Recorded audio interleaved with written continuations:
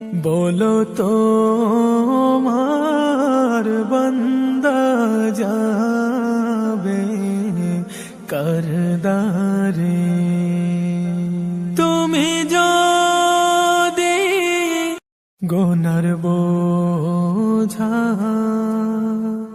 মাথায় লইয়া কান্তেছি মাফ করো গো মাবুদাল্লাহ